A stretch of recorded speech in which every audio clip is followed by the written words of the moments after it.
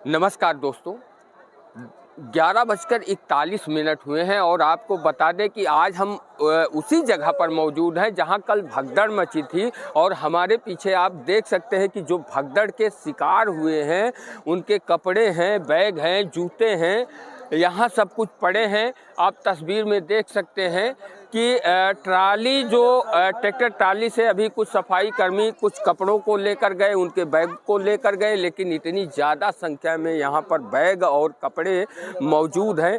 स्वच्छता कर्मी जो सफाई कर्मी हैं वो लगे हुए हैं। और चूँकि कल मौनी अमावस्या का शाही स्नान था और लगभग 3:30 बजे हम पांटून पुल संख्या 5 में मौजूद थे। और आपको बता दें कि वहीं पर जब नागा सन्यासियों का जूना अखाड़ा का पेशवाई निकली और उसके पीछे निरंजनी अखाड़ा की पेशवाई थी, साथ में दोनों ही अखाड़े के साधु संत नहाने के लिए तैयार थे। सबसे पहले जूना अखाड़े के नागा सन्यासी स्नान करने के लिए संगम में पांटून पुल संख्या 5 से निकले। उसके बाद जब ऐसी जानकारी मिल रही है कि जो श्रद्धालु हैं यहीं पर लेटे हुए थे और सो रहे थे खुले आसमान के नीचे। संगम का किनारा है, लेकिन श्रद्धा ऐसी, आस्था ऐसी कि लोग दूर दराज से, देश के कोने कोने से मौनी अमावस्या में स्नान करने के लिए आए हुए थे। और आप समझ सकते हैं कि यहीं पर लेटे हुए थे जो सुरक्षा व्यवस्था में तैनात पुलिसकर्मी हैं, वो लगातार उनको जगा रहे थे कि यहाँ आप लोग मत सोइए, भीड़ मत इकट्ठा कीजिए। लेकिन श्रद्धालु सुनने को तैयार नहीं थे। नागा सन्यासियों का काफिला यहाँ पर आता है, स्नान कर रहे होते हैं और फिर उसके बाद भगदड़ मचती है। आप देख सकते हैं तस्वीरों में, ये वही स्थान है जहाँ पर हम लोग इस वक्त मौजूद हैं। रात के 11:40 हो रहे हैं और हमारी मौजूदगी संगम के किनारे है। आप देख सकते हैं कि स्वच्छता कर्मी लगातार सामान निकाल रहे हैं और केवल एक ही स्थान पे नहीं है। आपको दिखा दें, इधर भी आप लोग देख सकते हैं कि ये पॉलीथीन में भरे गए हैं। श्रद्धालु हैं जो भगदड़ का शिकार हुए हैं, उनके सामान हैं और दिखाने का हम लगातार प्रयास कर रहे हैं। आप देख सकते हैं हटाया जा रहा है उनके सामानों को। भगदड़ मचने के बाद कुछ लोग घायल होते हैं और कुछ लोगों की मृत्यु हो जाती है। उसके बाद जो 13 अखाड़े हैं उन्होंने इस मौनी अमावस्या के स्नान को स्थगित किया।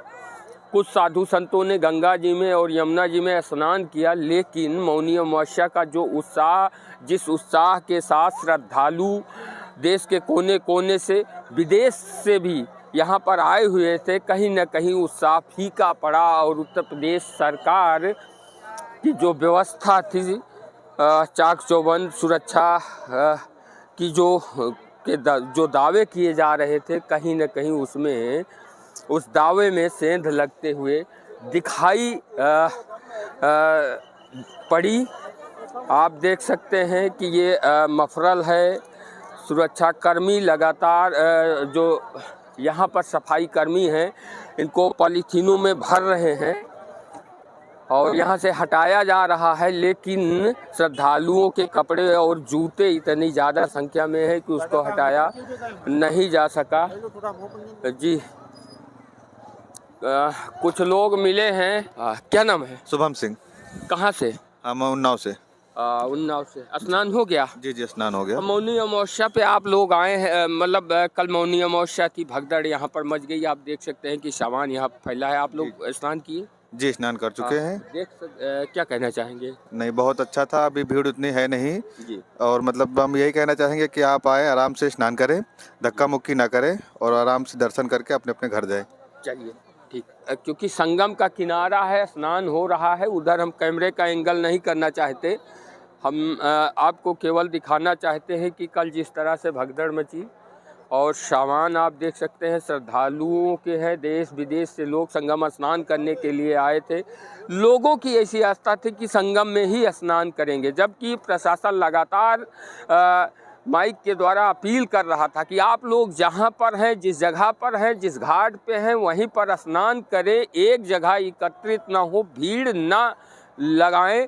लेकिन श्रद्धालु मौनी अमावस्या का ऐसा उत्साह और ऐसी आस्था, ऐसी श्रद्धा कि लोगों के मन में केवल ये था कि हम स्नान करेंगे तो संगम तट पर ही करेंगे। ये देख सकते हैं किसी श्रद्धालु का पैंट है, बेल्ट लगी है। लोग सामान सारे यहाँ पर बिखरे पड़े हैं। ये कपड़े हैं, स्वेटर हैं महिलाओं के। यहाँ आप देख सकते हैं कि ये जो जैसा सामान जैसे छूट गया वो वैसे ही वैसे पड़ा हुआ है। कुछ सामान अभी ट्रैक्टर के द्वारा ले जाया जा चुका है और अभी बहुत ज़्यादा मात्रा में यहाँ पर सामान बिखरे पड़े हैं। ऐसा लग रहा था कि 2,500 से 3,000 यहाँ पर श्रद्धालु सोए हुए थे। ये सामने आप देख सकते हैं पॉलीथीन में भरा पड़ा है और ये जूते हैं। ऐसी स्थिति कल मौनी अमावस्या की हो गई थी। संगम तट पर लगभग करोड़ों की संख्या में श्रद्धालु यहाँ पर आए हुए थे। ये सामने आप देख सकते हैं कि पॉलीथीन में सामान यहाँ पर भरा पड़ा है, पैक किया जा चुका है। इसको अभी स्वच्छता कर्मी लगे हुए हैं, ट्रैक्टर ट्राली से इसको जो है यहाँ से हटाया जाएगा। और हालांकि इस हादसे के बाद पुलिस और भी मुस्तैदी के साथ सुरक्षा में लगी हुई है। श्रद्धालुओं को तितर बितर किया जा रहा है और कोशिश की जा रही है प्रशासन के द्वारा कि गंगा जी का किनारा हो या फिर यमुना जी का किनारा हो, जो श्रद्धालु जहां पहुंच जाएं वहीं स्नान करें, भटके ना। लेकिन सबसे बड़ी जो समस्या आ रही है श्रद्धालुओं के सामने, 15 से 20 किलोमीटर वो पैदल चलकर यहाँ आ रहे हैं और स्थिति ये है कि मोटरसाइकिल वाले पैसा लेकर उनको छोड़ रहे हैं स्टेशन। कहीं न कहीं ये जो प्रशासन की जिम्मेदारी बनती है उसमें चूक हुई है। और जहाँ भी हमारी नज़र जा रही है, कैमरे की नज़र जा रही है, आप लोग देख सकते हैं कि यहाँ पर लगातार सिर्फ और सिर्फ ये श्रद्धालुओं के कपड़े बिखरे पड़े हुए हैं। ये कूड़ेदान में आप देख सकते हैं जूते, चप्पल, पानी की बोतल, इधर भी नीचे देख सकते हैं बच्चों के चप्पल हैं, लेडीज़ के चप्पल हैं, किसी जेंट्स के जूते हैं। सामने इस पॉलीथीन बैग में देख सकते हैं किसी का जीन्स पैंट है। क्या छूटा क्या गया, इतनी ज़्यादा संख्या में यहाँ पर सामान बिखरे पड़े हैं। सफाई कर्मी लगे हुए हैं एक एक सामान को। अभी तक आप लोगों ने लगभग कितना सामान जो है यहाँ से ट्रैक्टर ट्राली के द्वारा हटवा दिया है? हाँ,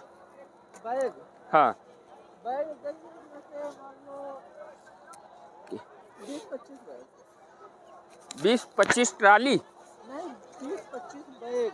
हाँ, क्या नाम है? मेरा? हाँ, क्या नाम है? मेरा नाम बाबूराम है। बाबूराम जी। हाँ? दिन में सफाई नहीं हुई क्या?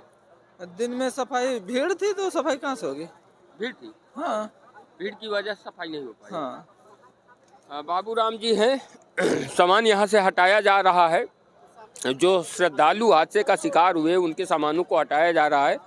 हमने इनसे पूछा तो इन्होंने बताया कि भीड़ दिन में थी, चूँकि करोड़ों की संख्या में श्रद्धालु आए हुए थे, ऐसे में इन सामानों को हटाया नहीं जा सका। लेकिन जैसे ही भीड़ कम हुई, इन सामानों को हटाने की प्रक्रिया शुरू हो गई है।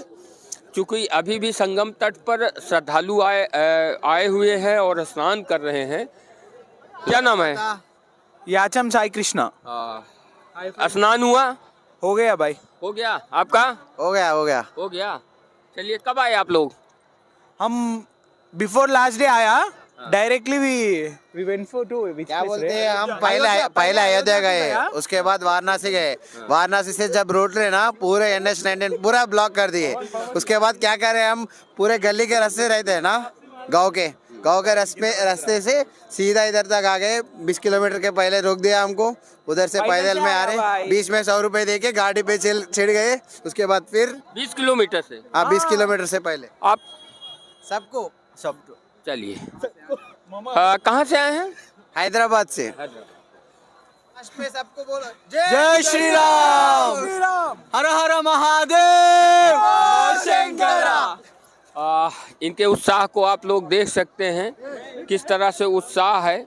लेकिन हम प्रयास कर रहे हैं कि जो श्रद्धालु कल भगदड़ में घायल हुए हैं, जो उनके सामान बिखरे पड़े हैं, सामने आप देख सकते हैं पॉलीथीन बैग में लेडीज़ों का सामान यहाँ पर पड़ा हुआ है, चप्पलें हैं, उनके कपड़े हैं, उनकी कुछ बच्चों के अंडरवियर हैं, इस बैग में जूते पड़े हैं। ये आप देख सकते हैं, ये बैग है, ये हाँ, बहुत ही हृदय को द्रवित कर देने वाली यह घटना है। लेकिन श्रद्धालुओं को पुलिस प्रशासन लगातार उठा रहा था और श्रद्धालु यहीं पर लेटे हुए थे कि सुबह होगा, भोर होगा तो मौनी अमावस्या पे संगम में डुबकी लगाएंगे। लेकिन